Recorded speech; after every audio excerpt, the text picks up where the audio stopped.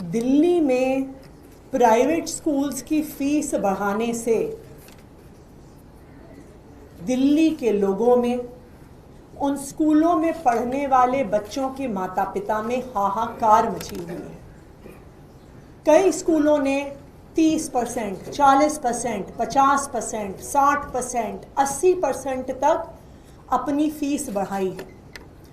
तपती हुई गर्मी में 40 डिग्री टेम्परेचर में माता पिता स्कूलों के गेट के बाहर प्रोटेस्ट कर रहे हैं। कल तो एक महिला प्रोटेस्ट करते करते बेहोश भी हो गई, लेकिन स्कूल वालों ने गेट नहीं खोला, उनकी बात नहीं सुनी। ये वही प्राइवेट स्कूल हैं जिन्होंने भारतीय जनता पार्टी की जीत पर अपने स्कूलों के अंदर लड्डू बांटे थे। क्यों खुश थे वो इतना भारतीय जनता पार्टी की जीत से? क्योंकि उनको पता था कि पिछले 10 साल से दिल्ली में माता पिता की, पेरेंट्स की हक की सरकार चल रही थी और उन्हें अब पता चल गया कि अब भारतीय जनता पार्टी की जीत से प्राइवेट स्कूल के मालिकों की सरकार आ गई है।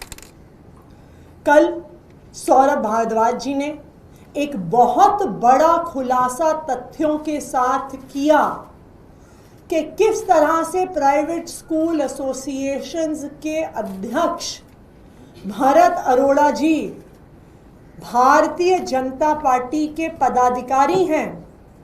मुख्यमंत्री रेखा गुप्ता जी के चुनाव में, प्रचार में उन्होंने मुख्य भूमिका निभाई।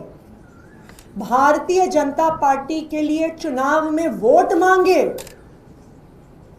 तो ये बिल्कुल साफ है कि भारतीय जनता पार्टी में और प्राइवेट स्कूल के मालिकों में साठ गांठ है और वो साठ गांठ भरत अरोड़ा जी के माध्यम से चलती है। जो प्राइवेट स्कूल की एसोसिएशंस 10 साल से आम आदमी पार्टी की सरकार से लड़ती रही कि फीस बढ़ाओ, फीस बढ़ाओ, फीस बढ़ाओ, उस प्राइवेट स्कूल एसोसिएशन की असलियत सामने आ गई कि वो भारतीय जनता पार्टी की एसोसिएशन है। इन प्राइवेट स्कूल के मालिक ना सिर्फ भारतीय जनता पार्टी के समर्थक हैं, बल्कि भारतीय जनता पार्टी के सदस्य हैं। इसी वजह से दिल्ली के प्राइवेट स्कूलों की फीस बेतहाशा बढ़ रही है।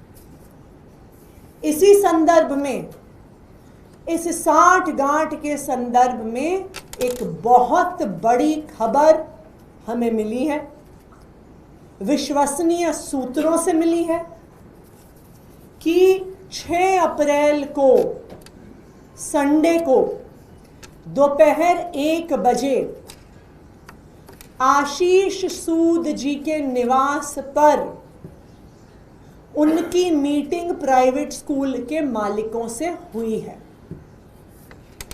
इस मीटिंग में प्राइवेट स्कूल के मालिकों को आश्वासन दिया गया है कि उनके खिलाफ कोई भी कड़ी कार्रवाई नहीं होगी।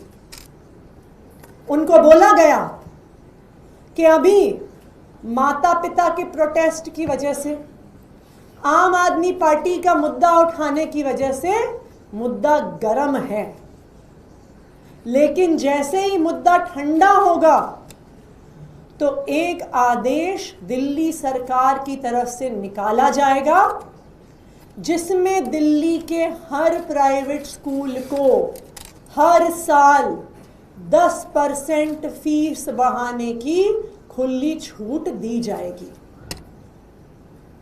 दिल्ली के इतिहास में ऐसी खुली छूट कभी भी प्राइवेट स्कूल्स को नहीं दी गई है।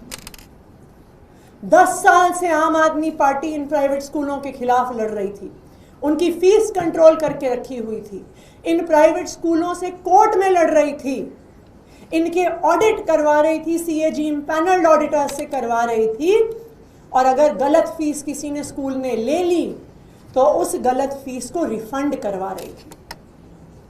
लेकिन आज आश्वासन दिए जा रहे हैं कि आधिकारिक तौर से जैसे ही मामला ठंडा होगा प्राइवेट स्कूलों को खुली छूट दी जाएगी 10% अपनी फीस बढ़ाने की। तो आज मैं दिल्ली के शिक्षा मंत्री, या कहा जाए कि दिल्ली के प्राइवेट स्कूलों के शिक्षा मंत्री आशीष सूद जी से कुछ सवाल पूछना चाहती हूँ। सबसे पहली बात वो इस जवाब दें, क्या 6 अप्रैल को संडे के दिन दोपहर को 1 बजे उनके घर में कोई ऐसी मीटिंग हुई थी कि नहीं हुई थी जिसमें दिल्ली के बड़े बड़े प्राइवेट स्कूल के मालिक आए हुए थे, उनकी मैनेजमेंट आई हुई थी?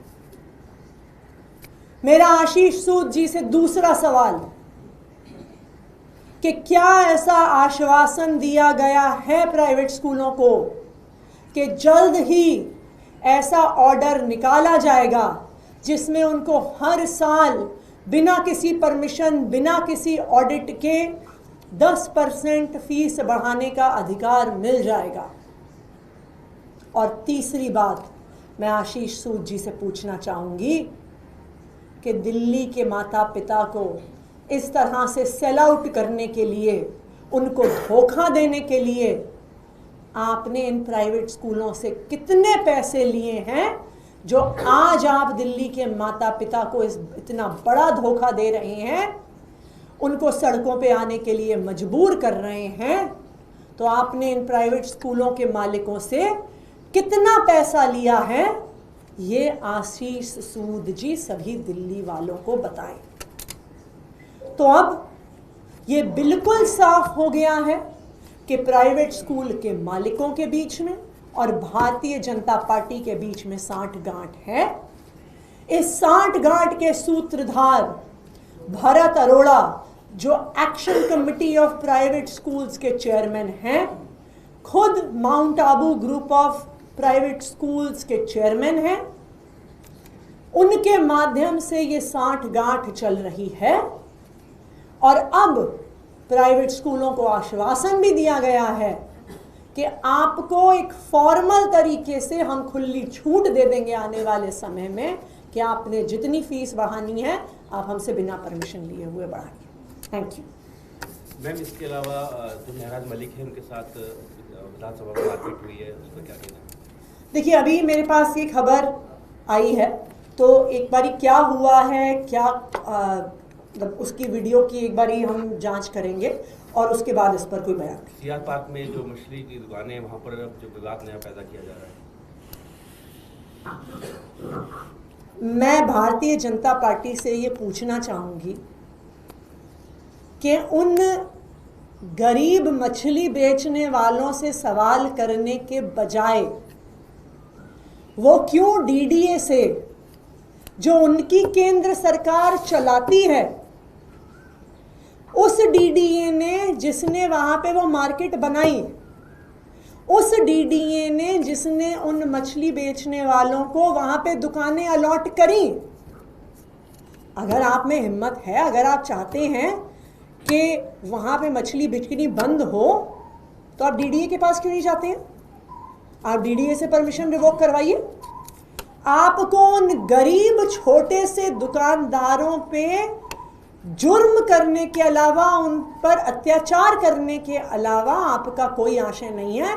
और मैं तो ये भी कहूँगी, इसके पीछे तो शायद उनकी उगाही करने की इच्छा हो, क्योंकि आखिरकार जब डीडीए ने मार्केट बनाई, डीडीए ने दुकानें अलॉट करी, फिश मार्केट के लिए करी, तो उन बेचारे गरीब दुकानदारों पे अत्याचार करने से क्या वो बदलने वाला है? वो तो बदलेगा तभी जब भारतीय जनता पार्टी की डीडीए कुछ करती है। तो मेरे हिसाब से शायद ये सिर्फ उगाही के ही प्रयास है।